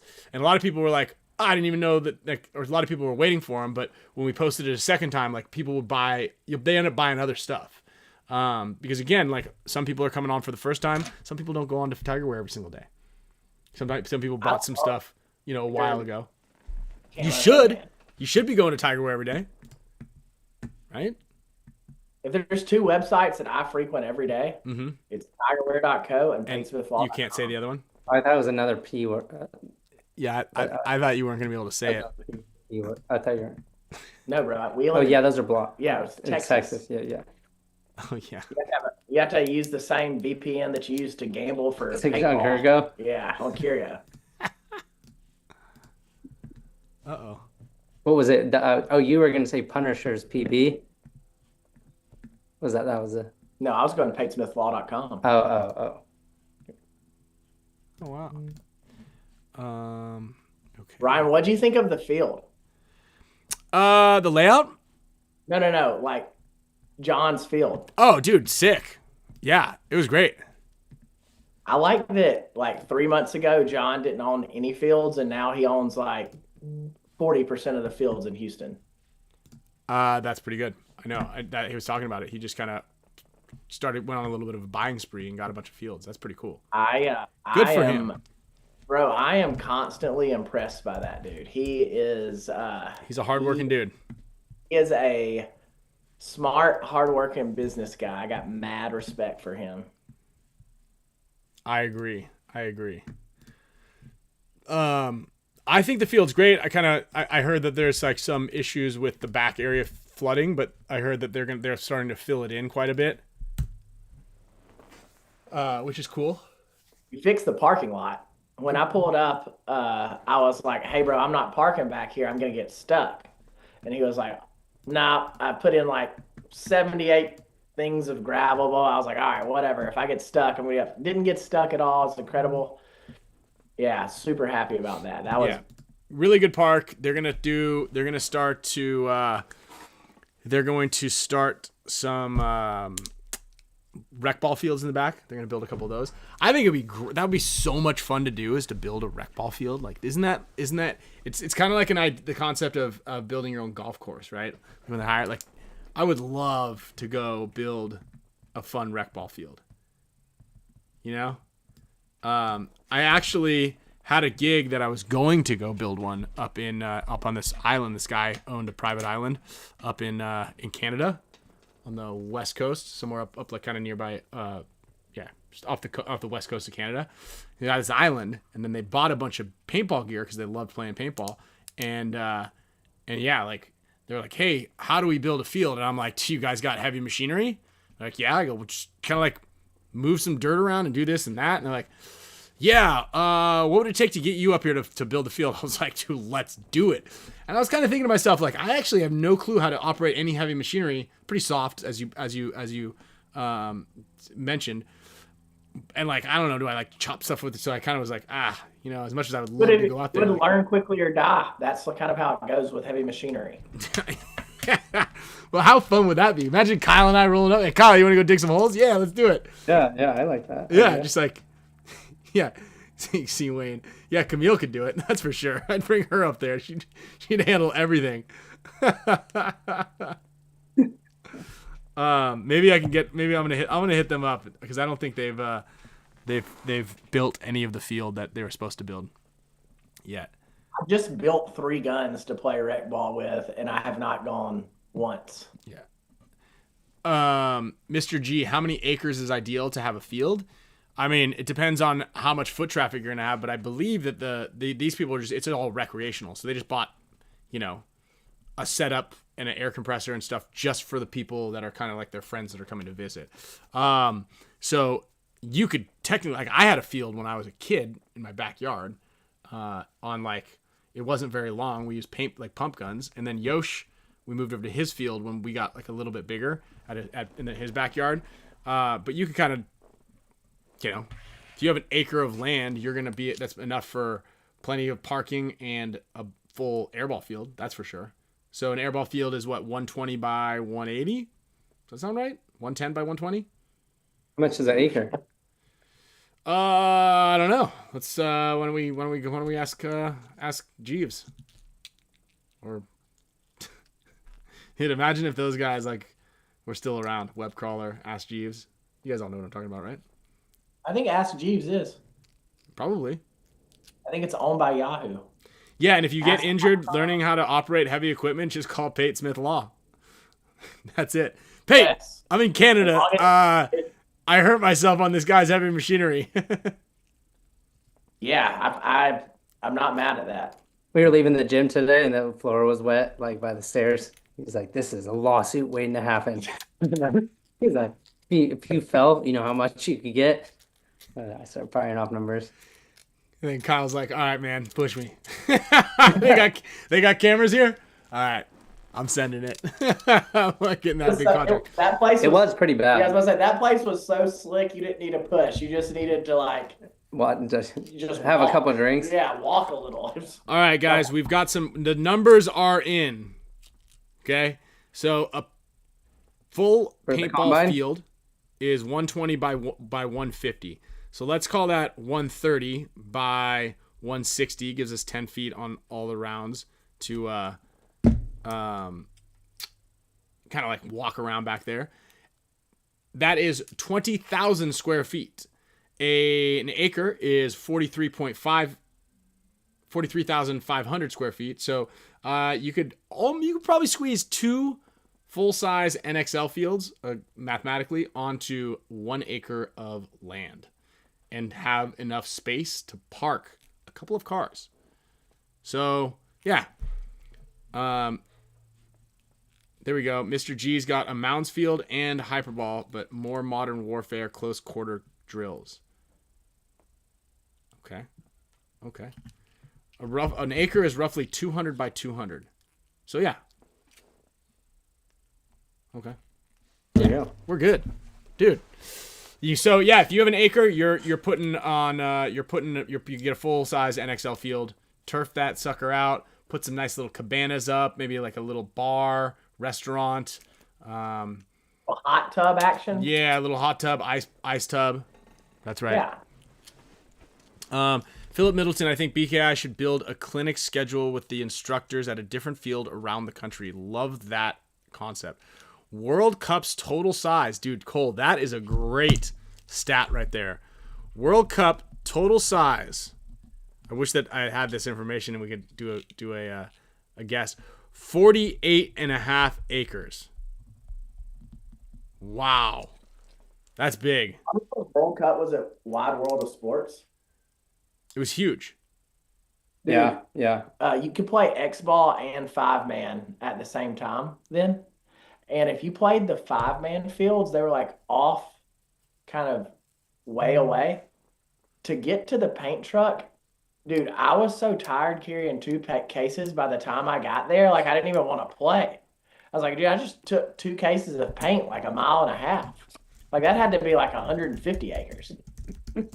Yeah, and pretty much, Mario, I was describing when I said you could put all this stuff, Arturo's field down in Guadalajara. We had masseuses there, taco bar. He had a pizza oven, like an actual brick pizza oven. And, I mean, it was sick. These dudes were fixing us up some aguachiles. I couldn't eat anything because my mouth was absolutely torched. But I watched everybody else, the enjoyment on their faces while they were eating stuff, and that was pretty cool. Yeah, he's got an amazing field, is an understatement.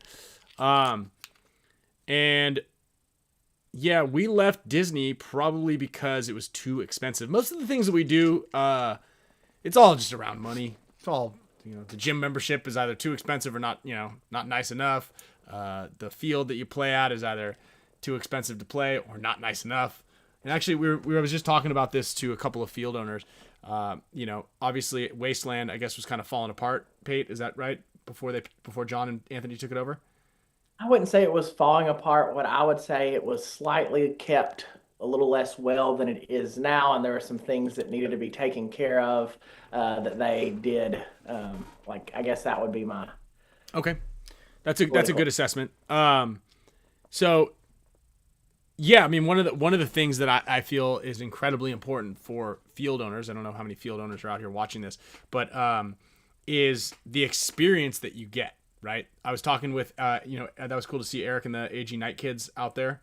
Yep. They did pretty well and nice. I mean, obviously it's freezing cold out on the East Coast, so they were taking a nice little vacation out to Texas, but it was nice chatting with him and kind of discussing that experience concept, because I know a lot of people are playing out here, that are in here or watching, play very regularly. And I know that there's a lot of people that will sacrifice their experience on the day and kind of have a frustrating day of paintball over the difference of like 10 or 15 bucks, right? And what I'm meaning by that is like the paint difference. And so I was funny because I was talking to John Jackson, the owner of Wasteland, about it in particular. I was like, oh, this is cool. You guys use good, high quality paint. You guys sell the team colors paint. And he's like, yeah, a lot of people don't understand this, because I think that when Houston Heat practices out there, obviously they have HK paint shipped in. So they had some old HK boxes there, and they're like, if there's anything left over, we'll end up just kind of like selling it, and people will go use it to drill at another park, or they'll use it for the BYOP, the BIOP days. And they're like, dude, people they'll get this stuff and they'll bring it. And they're like, I don't want to spend an extra $10 for this other paint. I'd rather use this. And then they're just flame throwing, like just like breaking paint. And then obviously they just end up having like a kind of a lousy experience. And Eric was mentioning the same thing on like anytime there's a bring your own paint day, people will bring the cheap kind of lousy paint and they'll just be shredding it. And then they just get frustrated and they have a bad time. And then, but a lot of that can be alleviated from just getting a better quality product. And that kind of trickles down across the board. Right. You know what always happens to me is I always have I would say 1 to 7 pods left at the end of the day. Okay. So you either have one pod or like a half case. Oh, there he is. Okay. So I bring the 1 to 7 pods home, and I put them, burp them, whatever. And I'll wait till bring your own paint day. And so inevitably I'll have 20 pods, right? And I got to go to shoot it. And this stuff always, I feel 90% of the time shoots like garbage. And so then I'm like, okay, let me go buy the more why just make the decision to go out and buy the garbage? Right? That's what people do. They're like, I'm going to save $7 and shoot summer blend when it's 52 degrees out. That's exact. And you just look at people and you're just like, hey, this is not the move. Yeah. And I mean, a lot of it is education as well. Obviously I heard you say you're going to burp the paint and stuff like that, but a lot of people don't care for their paint. It's actually really funny because that's on my to-do list as far as a caring for your paint kind of video. because the education of that isn't really out there, and we've seen it. Like, you walk into the divisional pits at an NXL, and there's just people like laying on the ground, pods are just sitting in the sun, flies buzzing around. It's like, dude, go out to your car and put it in the AC, you know, like, or if it's freezing cold in the morning, people are just like, just out in the cold, just smashing their pods down, and just, you see it at every single WCTPL event in the beginning and the end of the year. It's like, it's freezing cold in the morning, and yeah, there we go. Get a large mayonnaise plastic jug and roll your old paint. And it's, I don't even know what that means. I think it's like if you get like a giant jar or jug, and you can just put all your paint in there, and that's like kind of airtight. Maybe. How long, with mayonnaise? how long does it take to go through that much mayonnaise? That's actually the first thing I was thinking of. Is like, what do you? Hold on. This guy own a deli? I don't think so. I think he just likes mayonnaise. I think we have like one of those small, like, you know, like the organic mayonnaise jars that you buy for like a really expensive price that we've had in the fridge for 2 years. Where do you get a used? Where do you mayonnaise get a from? used one, Mario? I have a lot You of. gotta eat it first. Can we before- bring Yeah, him where- on the show? I have some like, questions about this guy's Do you go life dumpster story. diving for old? You ask a deli. He's got all the answers. I like this guy. Problem solved. Yeah. Scott McDonald drove home from Vegas with 37 cases and shot it until August of last year. Let's go. That just circle back to the efficiency and scalability and money. Just as long as you're taking care of it, you must have a nice climate controlled house with like. I've got paint over here. I've got paint right here. This stuff is still Speaking good. The of paint that I have right stuff here in- is from our last. Speaking of climate control and stuff in the garage, what's the update on the cat? It's in here somewhere. Yeah. Yeah, there's a cat It's somewhere just in here. running around. I mean, Ryan looks like a cat person. I am not a cat person. I'm not a huge fan of cats. You know, I don't mind cats. I like all animals. I'm an animal lover in general. Cats are just too mischievous for me. They know what they're doing. They're like, hey, 100% they would kill you if they could. they would kill you if they could. Absolutely. You know what I mean? Absolutely. They know what's up. They're just like lions or tigers, but they're way smaller, so they're just like Yeah, so they're kind of biding their time, you know. There was that quote. It's like, you know, well, anyway, it's just I'm not into them, and they're Picking just like their they're battle. kind of like gross. They're just like, I mean, the dogs are gross too. I don't want the dogs like. I wish the dogs got washed more, but there's just. You have a Maine is that a raccoon, Jeff? Do you own a raccoon? Just really confuses that comment. Is it from Maine or he has more than one? My Maine, I don't even know. Is Maine it terrorist? too. I can't say that. I'm from Alabama. We're gonna. I was gonna think. Oh, it's a type of cat. Yeah, hey, Pate, I'm in the same boat as you. I just had to bite my tongue on that one. I wasn't totally sure. Yeah, we about- cannot. Yeah, I wasn't sure what that was. It's a breed I mean, specific. get that Okay, from all right. Florida Moss. I wasn't I sure if he can- like went and trapped a raccoon up in Maine and was like the ones up there. Like he maybe owns a lot of raccoons, and the one from Maine in particular is a. Yeah, it was that one's like the wildest one. Between that and the Mayo situation, I'm glad that we've got some clarity from our guys. Oh, where do you get it? You go to the deli, you idiot.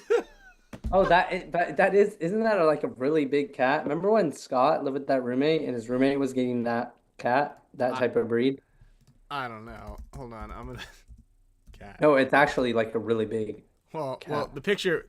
Oh my gosh, it is a huge cat. I mean, the first picture that you you comes up was this larger lady with a big cat that she's holding on to. This is huge. That's a wild animal. That's a bobcat. That's bigger than a bobcat. Oh my gosh. Hold on. Hey, your cat lived to 18? I had a dog that did the same. Okay, look at this. Just for those of you who are interested to see what a Maine Coon is, here you go. So this is a presumably, I would assume, is a child holding this thing.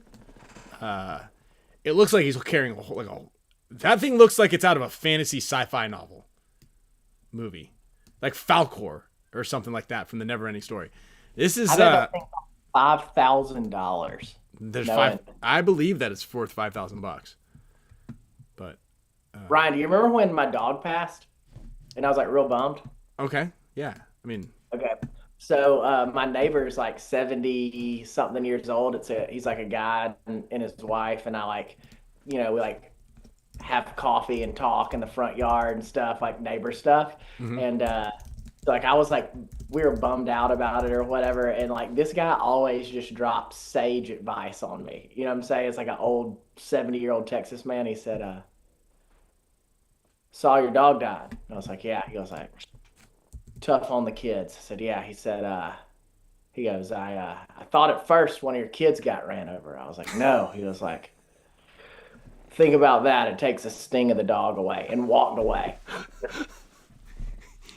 could be worse.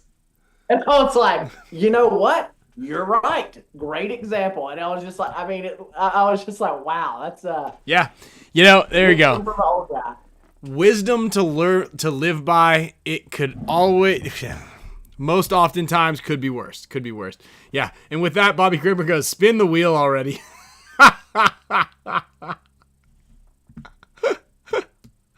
Oh man. These are actually kind of cool. I want to give a little plug here to the innovators here in our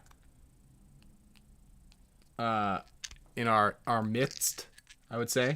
So one of the participants, oh look at that.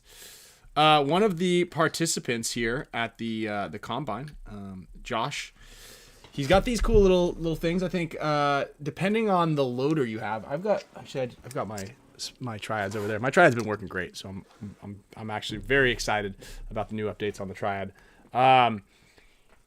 Perhaps you have a loader that the batteries are dislodged. Not that one. Let's see if I can hold on to this one. The batteries get dislodged out of there. I believe that's on a Spire. If you dive, the batteries can sometimes get dislodged. These are pretty cool little inventions that he has. He's got them on Pro Edge Paintball. I'm going to give a couple of these things away. Hopefully you guys, hopefully you don't have a Spire. Hopefully you have a Triad. But if you do, I'm going to hook you up. Josh is the homie. Very cool dude out there. And Got him in all three of my loaders. Let's see. yeah, it's like a little. I'll save one of these two for you, Kyle. It's like this little. It's just this thing that sits Oh, yeah, in. you show me those. What's that? Show me those. I mean, Yeah. does that help with the triad? I feel like the batteries. No, the Triads. No, the batteries on the Triad are fine. This is for a Yeah. Spire. Oh, Because the batteries, like when you dive, the Spire like basically explodes open every single time. And so these things will help at least keep the batteries in place and hold them down. So, Curtis Sim, does anybody still use a Revolution? I've got a Revolution right here somewhere. Matter of Is fact, it I a think I got original or two. one of the new I ones? thought it's on one of those words I can't say, so we don't get kicked off the show. I've got a couple of cool little things back here. I'm getting all sorts of really cool stuff now from this whole core gig here. And I've got like a bunch of new cool things, and I'm not quite allowed to show anybody yet, but I'm pretty excited about them. I'm pretty excited about some of the stuff that we have coming out. You can be looking. There's always little Easter eggs hiding around out here. That it's like a fun little Easter egg hunt. So yeah. But I've got some really cool stuff, especially in A guy said that he shot some X-Boss silver that was 8 years old. When I went to college and I came back home, I found a half case of like original Hellfire in my parents' in the Dungeon? kind of like my downstairs area, and it was one where it was the flat box. Do you remember like a 2003, 2004 like suitcase? Do you guys remember that? Ryan might. Ryan, do you remember the suitcases from what? from Diablo/Draxus that Uh-uh. Hellfire and Imperial came in? It was like the skinny cases. No, What? they came All in right, like with handles. Yes, in the comments, if you remember the skinny Draxus/Diablo cases for Hellfire, Imperial, and Midnight Post Blow. Anyway, so I found one of. Okay. Corn Dog City.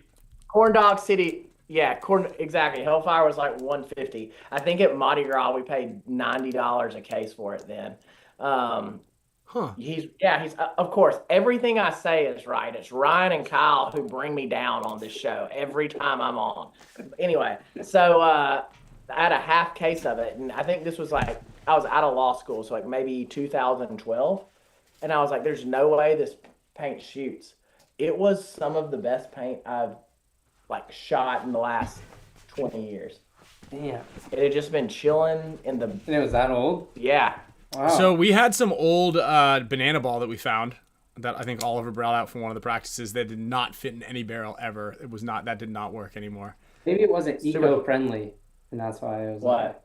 Oh, that dude, paint. when the difference between that and now, like when it hit, it left chalk on you. There was that much peg in it. So we got some Hellfire. Kyle, I mean, you shot some of that Hellfire. Remember that orange paint that I Yeah. had here? It was like a gold shell with orange paint. Was it in Hellfire Yeah. boxes? Dude, that stuff was nuts. That was my favorite paint of all time. The paint they had at World Cup was pretty good, though. Yeah, yeah. I mean, the paint's been good. Dude, Keegan, that's actually really funny. He says the banana ball puts people to sleep. That was a theory that Rocky Newth had. He had sent it to a lab to get tested because he thought that we had an additive in there that would make people fall asleep and get tired as we played against them. Some liquid melatonin there. Liquid melatonin, dude. It was actually, people don't know this, it was not the banana portion. The shell was actually made out of turkey. It was the tryptophan. It was a lot like Thanksgiving. it was made of turkey. Turkey ball. Yeah, it's a banana on the inside, turkey on the outside. No, I'll tell you what. The original, okay, the best paint ever, the best paints. So the banana balls in the top 3, top 5. But I just remember when I was in 1997, before most of you guys were even born, aside from Pate, people who were watching this, I would go to the paintball store, $6 for a bag of 100, premium gold and Marbleizer. Like the original, it had this very distinct smell. And it had like just the perfect amount of oil on it. The premium gold had the gold shell. There was a ruby gold, and then I forgot what the other one was, but it was purple and gold shell or pink and gold shell. And that had paint. an orange and gold too. What's that? It had an orange and gold. Orange and gold. Yeah, there we go. And then yes, the evil, which was like, sorry, not evil. The Marbleizer, which was like the green and black Marbleizer. The green and black Marbleizer might be one of the most iconic like colors of a paintball.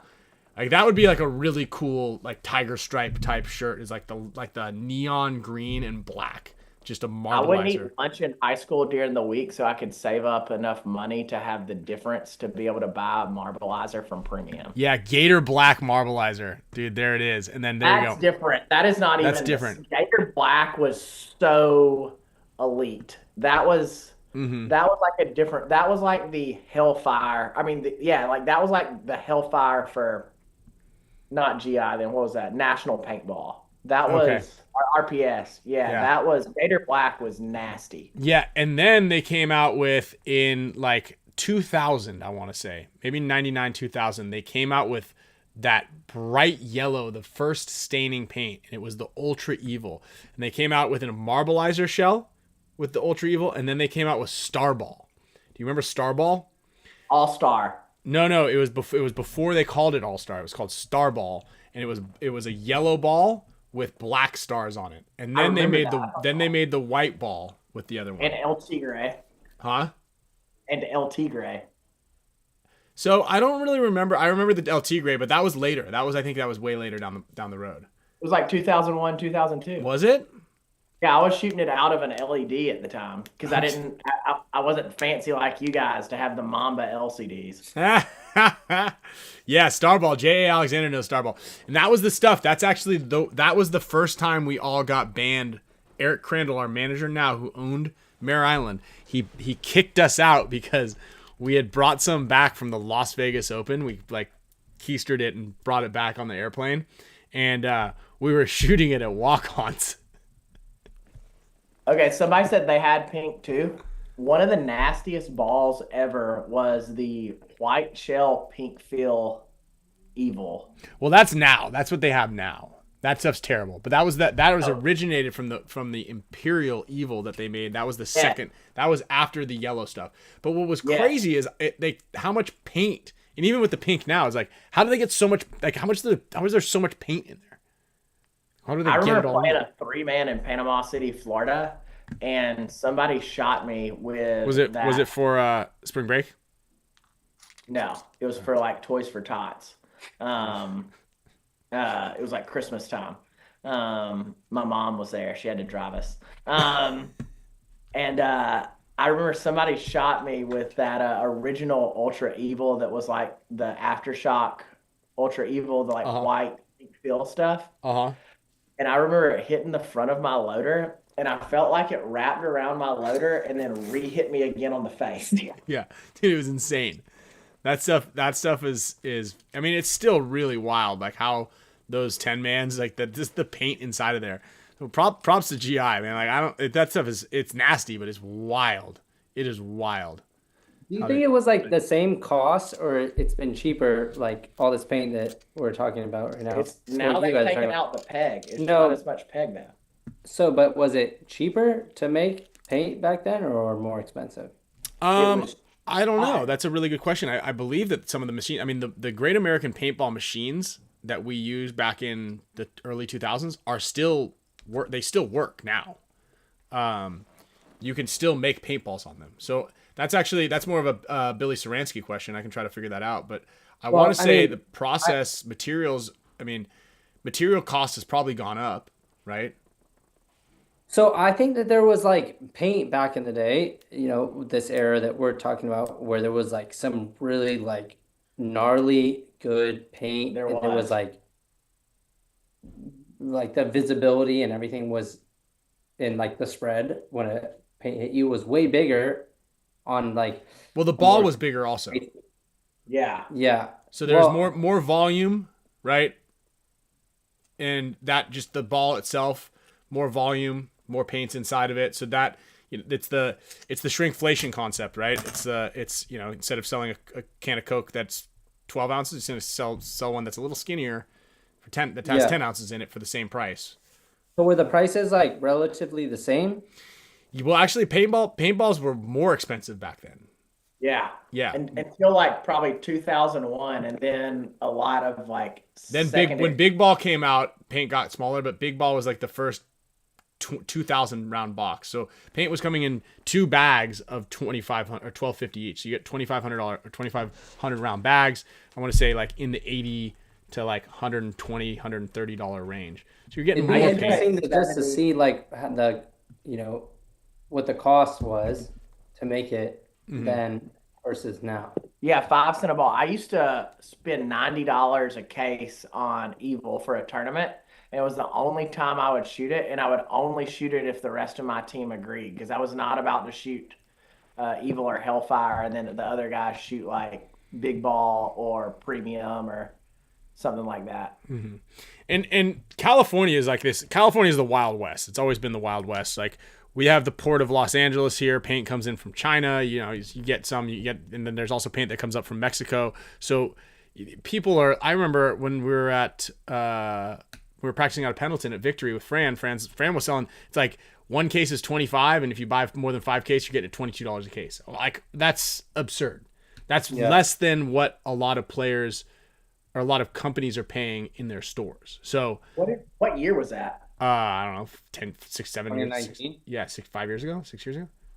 2018? Yeah. 2019? Yeah. This is a good one. Different brand ball though? Like what brand was that? That's a good question. What was it? I don't know. I've been using this yellow paint lately when I've been going to play, and no one's ever getting out. I think it's called Reball or something. Oh, that gets you every time, dude. I wish I'd have had that in the Mexican standoff. Yeah. No, I actually the stuff that's in the Zap box, the prototype tournament grade paint from GI that I have, that stuff shoots really good still. That's from October. And still ripping. We're still ripping that stuff. So, here's a great question. We're gonna jump into the wheel here in a second to get you guys some spins. But Keegan asked another good question about what do you think about doing clinics specifically only to higher division players?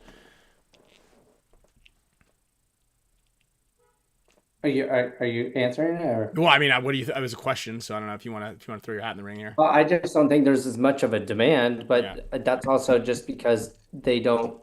Uh, All I right. don't know, they get to a certain point where they don't think that they need it in a sense. Mm-hmm. That's a tough one, but definitely. All right, go ahead, Can Pete. I give like some, I don't know, like non-paintball related wisdom that's tied back to paintball? Sure. Like also a problem I see with paintball. So this is an issue that I see with paintball is like, and this is a great question for this. You guys like, and this is not your fault. You're responding to the market. Okay. I, for a fact, know that both of you guys, if the market was there, would do it. When you get to it, and I've been there, I have been 26 years old having to sell axes to make it to PSP tournaments, right? Like, I know what that is like. I know, but if you want in anything in life to get to the next level, you have to put yourself with people who are absolutely elite. If not, you're going to get passed. And in this like day and time where like communication is easy, where getting in touch with people is easy. If your goal is I'm going to be the best paintball player, I'm going to be the best attorney, commercial realtor, I'm going to be the best whatever, if you're not going to those people and saying like, hey, like I will pay you X amount for an hour, like one of the best books in the world, I think, is Tim Ferriss' 4 Hour Work Week. It explains how to optimize yourself with anything. Okay. And one of the things he says is he went out and he found the best person at whatever it was, right? And he found those people and asked them questions, got in them. If you have to pay, like, you can pay Ryan Greenspan for 2 hours. And this isn't like a hype for Ryan. Like, this is like the dude might be the best ever. And like, how is his calendar not filled up? So, like, when you're like, hey, better players, like, just reach out to these people. If you want to be great at something, reach out to somebody. I do that. Like, I want to be the best attorney possible. Like, I literally surround myself with the best people that I can find. Because if I don't, that's like a cost to my family and a cost to myself. So if you're like, oh, I'm going to be the best paintball player, stop talking on the internet and do something about it. Like, that's easy. Well, no, and I actually I appreciate Keegan for asking this because Keegan's a really good player. Like I play semi-pro and he's been to I don't know Keegan how many of my clinics have you been to? He just came to the Combine again. And he's actively trying and reaching out to pro players to try to get some tryouts, some roster spots. And he's a very good player. But like Kyle said, the market's not really there, unfortunately, and I think that this is why a lot of our clinics kind of cap out at a certain demographic is because a lot of people don't think that they need help. A lot of people don't think that they can't get better. And it's actually such a false sense of this security that people have because like, you're absolutely right. Like everybody can be better, and I always use this example. It's like every quarterback in the NXL has a quarterback coach, or sorry, the NFL has a quarterback coach, right? The best golfers have a golf coach. There's somebody watching them and keeping them honest.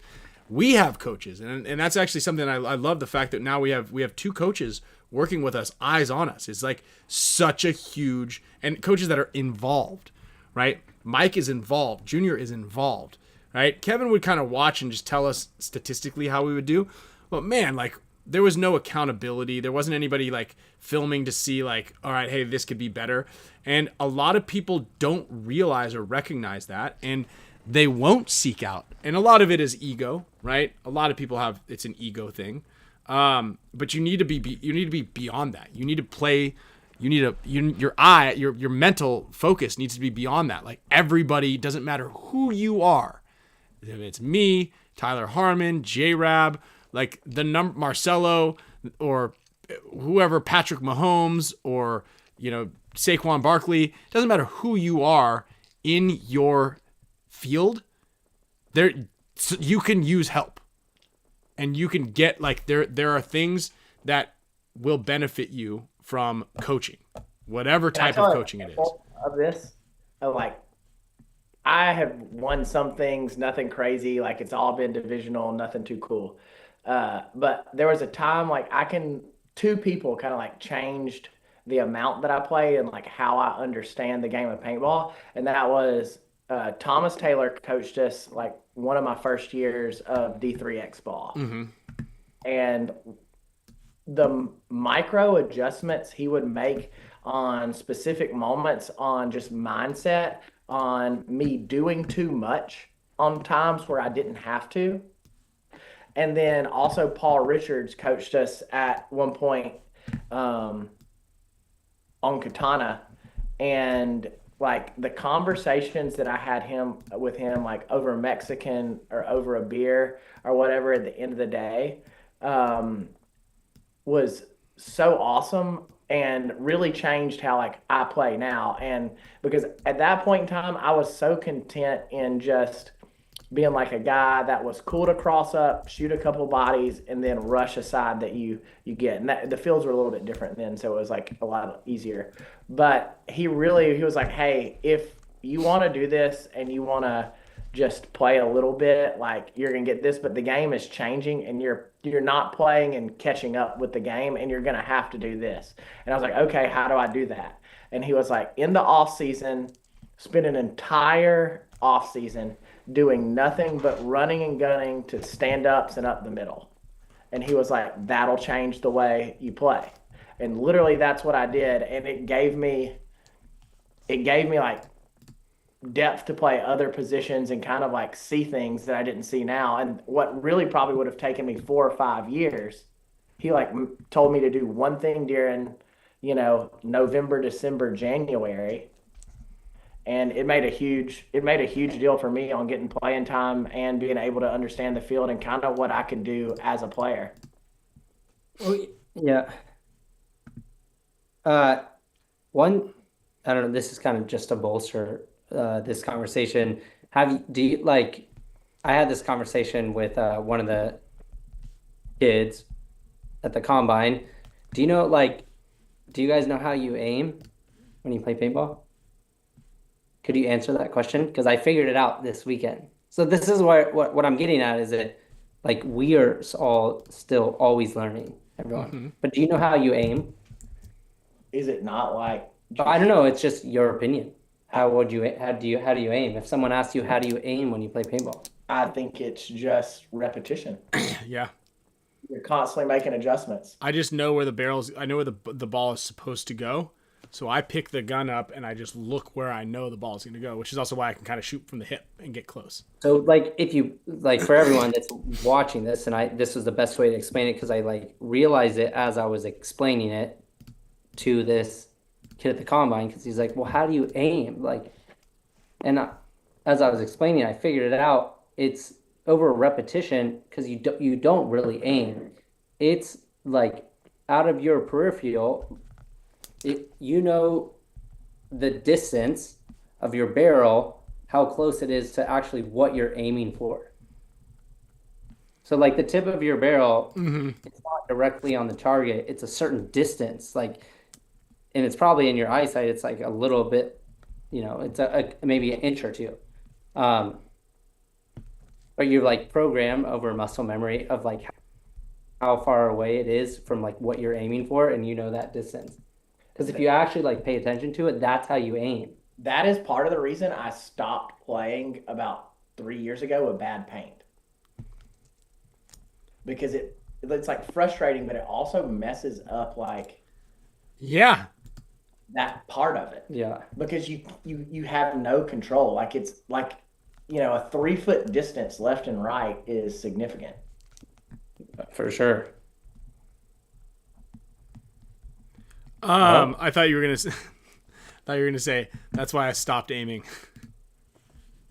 Yeah, dude, I'm not aiming. I'm just out here slinging, dude. I mean, the other one is like you watch I know every bounce shot because I find out every bounce shot. And I don't know, first time I come out, I'm just firing. Yeah. Look, like it. Aiming is for noobs. I watched Todd Adamson play back in 04. Yep, he's got it. Yes. So Jeff says most fields don't have a pro element attached associated with them. That's absolutely true. That's something that, obviously there's only so many pro players and pro teams out in the areas, but you can get your local field to set up a pro clinic. That is the easiest way to get a pro element out there. And so if there are tournament players in the area, then you're going to be able to find enough players to bring a pro guy out. Just like I said, I'm going out to Annandale Paintball in Minnesota. You don't even have to get a clinic. You can literally hit these guys up. That's true also. And be like, hey, I will pay you, what is 2 hours a week? Like, if you want to do this, stop looking at what you can't do and stop looking at what you can. Like, dude, you have the access to the best players in the world. And because of the current pay structure in paintball, you can talk to these people very inexpensively. The difference between Pat Mahomes and Ryan Greenspan on an hour of work is extensive, right? But, like, do that while you can, because I will tell you, like, if one or two of these media deals come through that should come through with marketing money, like, these guys aren't going to be there. Like, lock them in now. Lock them in. No, that's actually good. That's a good point. I mean, I'm actually working with another guy, Ferris Pasha, right now, and he'll send me videos of him playing. He'll have a friend film him. I've done it with a handful, like a bunch of guys, and they'll send me videos of them playing, and I'll be like, hey, that part looked good. Look at this arm. Look at the slide. Look at X, Y, and Z. Your tank's too long, or blah blah blah. And we do, sessions. You're absolutely right. And paintball players, especially, like you said, were very accessible and oftentimes pretty nice. So, yeah, how much for me to fly out? I FaceTimed Ryan at 7 a.m. on a Sunday before after he went to the club and he answered. I went to the club. Yeah, look at me. You did go to the was he at the club? I mean, can't. There was bottle service. Where was this? Must have San been in Diego. Went to the Kyle club. was there. I haven't known you for that long. I haven't been to a club. Have I? You got a bottle of tequila comped, and then we did. I called you making fun of you because I knew how ripped you would be that morning with the twins. I've been, dude. No. I'm smart. I'm smart about that now. We just left the bottle there. Oh my god. Yeah. Okay. Yeah. Thank you, Jeff. Ryan doesn't club. No, we did. We went out because the wife loves to just let it loose every so often. And I'm like, not anymore. Not me. I'm not messing around. It's very interesting because, like, Ryan is the Mary Catherine of, like, my family, and I'm the Camille of, like, she's the brakes and he's the stop. I'm the stop, or she's the brakes and he's the go. Or excuse me, vice versa. She's the go and he's the brakes, and I'm the go and she's the brakes. Yeah, I got clubs twins, dude. Yeah, they don't like to rip it. Maybe in my early 20s and all through my 30s, but not anymore. Dude, there is nothing more difficult than you've been out. You just, like, had the time of your life with your wife. You've been at the house taking care of the kids, doing your thing. And you're like, oh, we're getting it. We're just out on the town, and it hits you a lot harder than it did because you haven't done anything in, like, 6 weeks. You get home at, like, 2 a.m., and you're like, oh, my God, this was so amazing. You fall asleep listening to a podcast or whatever you're doing. You're old. 5:15, you hear, God, they come over the speaker, and you're just like, your eyes ache. It's like the wind hurts you. Ryan knows. Look at him. You're that God, dude. Hold on. Just back it up a little bit. Your kids come over the speaker? Do they have, like, some sort of loud system that they intercom? Like, the principal is, like, coming up. No, dude, you don't have, like, a baby monitor? No. Are the kids in your room? No. You can hear them? Kinda. Dude, you're a wild man. I mean, Camille can hear them. I like that. I like that answer. Yeah, do they wake up? Like, look, here's the bottom line. There's no boogeyman. Nazi said Pate fucking gets it. Listen, dude. You sound like an old school raver. I'm not. I'm an old school dude from Alabama that can barely, like, I don't know. After I was telling MK, like, after I retire from being a attorney, I'm definitely going to be an international DJ. That seems like the next move. Oh man, yeah. I'm actually with Steve. I get one sip of Steve Segovia's watermelon juice, and I'm just cooked. I can barely drive home at the end of an event. Watermelon juice, moonshine. Steve makes this tequila watermelon juice. Steve Segovia makes this watermelon cocktail that he brews up and lets it ferment. I don't know if he makes it the night before. I don't know how. Like, I don't know at what point in time he makes it. I don't know if he makes it before he leaves for the tournament. He makes it at the tournament. Anyway, he has this thermos, and on Sunday at the end of the event, come on by the Dynasty booth because Steve's got a lot of plastic red cups, and he's this is so Steve, good. I'm down to taste your watermelon stuff. Dude, it's good. It's like insanely I've never good. had It's anything like this, but I'm into it. I'll give it a roll. Oh, I know. Everybody in this show that's watching right now knows you're into the watermelon juice. You will give it a taste. Everybody, you don't need to be like, okay, all right, I'll come over. I'll have a sip of that. I guess I could maybe dabble in it. I don't know. I mean, I don't know if I like it. Dog, we all know that you're into the watermelon tequila juice. But yes, come on by, Pate. You're invited. Dude, I think I'm gonna be at every NXL because we're gonna have a booth. Steve's got it at every event. So Steve, instead of doing it in the Dynasty booth, come by Tiger Wear where it's all for one for all, and we've got more space. You don't know what I'm gonna get. Dude. I might put the booth over there where the beer ladies are. Tom, hit me up. I've got a co-branding idea. Yeah. And we got snacks. That's right, Joey. We got snacks, watermelon juice, water, webcast, big tent. Check out the Champs Club, dynastypaintball.com. Ryan, do you know about the tiger situation? You're gonna get a real live tiger? That would be cool. Yeah, we have walking around though, but it has to sell. Or are you just gonna buy one of those coon cats and just spray paint it? I would like it to stay on a leash just even for myself. Yeah. Yeah. So the lady said the tiger could just walk around or whatever, but we were like, no, we're definitely like liability purposes. Yeah, you might want to run that one by Tom. Listen, wasn't Tom gonna have elephants at that one World He Cup? did have elephants, and that was a problem. But yeah, I don't know. I just don't checked know. the NXL rule book. There's nothing in there, and Barnum and Bailey pulled the train up, just offloaded the elephants. Jeff Knapp said the drink attendants are very juicy. I'm not sure what juicy is, but they're pleasant. Well, I have a juicy. For that. Hit that juicy button, Ryan. That's by Jeff Knapp. He's trying to entice you to hit. Juicy. All right, guys. With that, as this conversation is slowly deteriorating, we're gonna let everybody go. I spun the wheel a couple times, so we've got Limitless Paintball, Thomas E, Andrew Hogan, William Aguilar. I'm gonna send you guys some NECTR and some of these little things that you can find on ProEdgePaintball.com. These hold your batteries in of your Spire. Also, Tyler Hansen, Chris Sautelli, Pasta, Paul Vincent, and Texas Menace. Also winners. Texas Menace is crushing lately. Dang. Yeah, crushing lately. So we're going to send out some prizes. I'm going to get on all that this evening, so I still have to catch up from last week's prizes because I feel like we got busy. Something happened. But big shout out to William Aguilar. There he is in the house. Money Mike in the house. Doc in the house. We want to thank everybody for their support and hanging out with us on another fun Tuesday.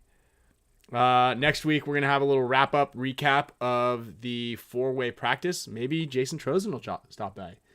But definitely interested to hear how the practice goes. So maybe we'll get Meter and something like that in there. Pate, you're always welcome. I wonder will there be any beef between Impact and Diesel? I hope so. I believe Tyler's also there. So the Heat, Impact, Diesel. Who's the fourth team? X Factor. Those guys are a bunch of crummy human beings also. So I was saying he had mad beef with Mike Urena, and I was like, oh, dude, that's kind of weird. Or who whatever. does? He said, yeah, Kyle and I, we had a couple drinks, and I said, who do you not like in the league? Oh, he's told me that a lot. It's just strange they talk so much. Urena. Yeah. And I was like, dude, no way. Mike would beat you to a pulp. And he literally said last night, he goes, dude, I could choke Mike. He said the same. Kyle said the same thing to me. He's like, dude, I would beat Mike's. He wouldn't even see it coming. No, I keep my enemies close.